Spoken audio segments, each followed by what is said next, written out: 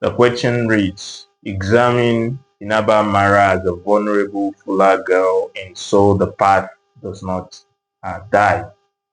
Hello and welcome to Literature Party. In this video, we are going to look into this question and answer it together. To begin with, who is Finaba? Finaba is the protagonist heroine of So the Path Does Not Die. She is the daughter of Nabo and Namadu. She is the granddaughter of Baramusu.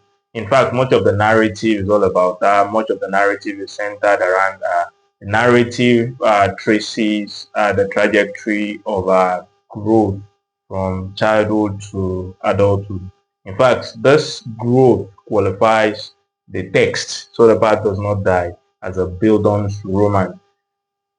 Beyond that, she's portrayed as a vulnerable person. Who is a vulnerable person? A vulnerable person is someone who is exposed to the chance of being hurt by others, either physically or psychologically.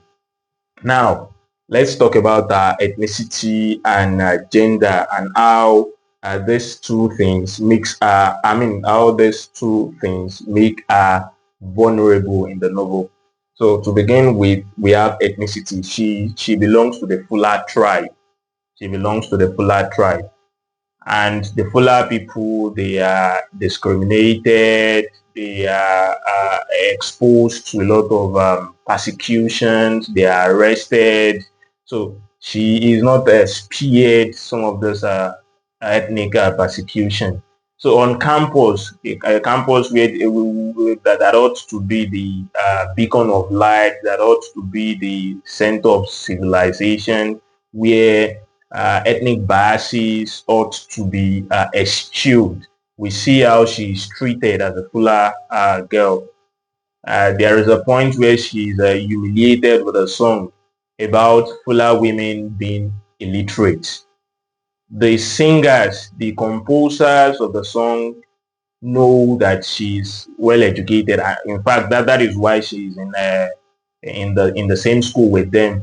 But they are using the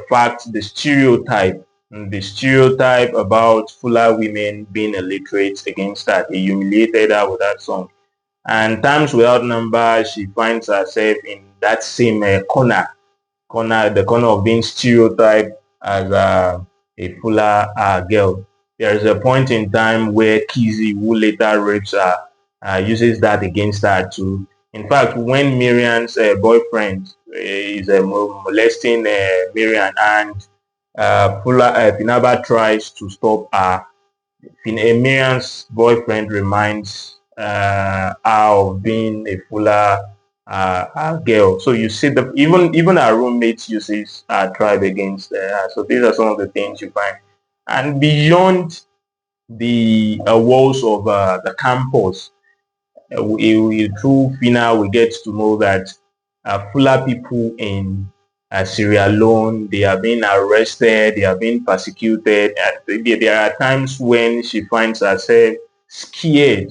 She finds herself concerned about the plight of her mother and sister living in Freetown. So living on campus, she faces ethnic discrimination. Outside campus, our tribe is facing ethnic persecution. So this is a kind of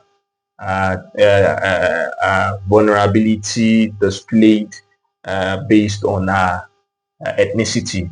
And then on the basis of gender, we need to know that this society is a patriarchal one. And one of the things in this society is female circumcision, or you may call it female gender mutilation, however you want. So now it is this same thing that makes our parents to leave their village for Freetown. They left their village, Talaba village, for Freetown.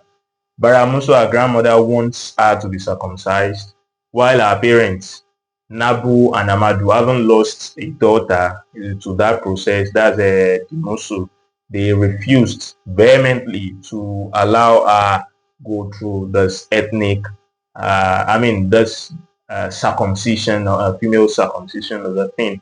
So, and they also in fact, it gets to a point where where our father Amadu has to interrupt the process mid way, and this is considered as a sacrilege, which is why they had to leave the village completely.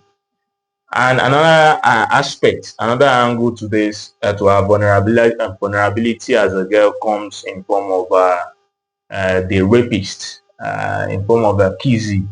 We see how Kizzy sexually molested, how Kizzy forcefully lays with her, how Kizzy rapes her. So that is another part of vulnerability as a girl. So, and the other aspect to still talking about gender, we see projection. Not necessarily, it does not necessarily happen to Finaba herself, but we see that projection of how women are ill-treated, how women are maltreated by the society. There is a Marian, for example, whose boyfriend has turned into a punching bag. And there is a particular reference to childhood memories when our uncle beats our hand, and the mother had to tell her a particular lie to cover the thing, or to make the thing in order not to expose our innocent and puerile mind to the iniquities of the world that involves men beating women. So these are some of the things. So in other words, answering this question, you need to touch on how membership, or how ethnic identity exposes her uh, to abuse, how gender also exposes her to abuse. So this is basically what the text, how to answer the question. So, and if you can also cite other instances I may not have mentioned, but this is the foundational the foundational part of answering this question. Thank you.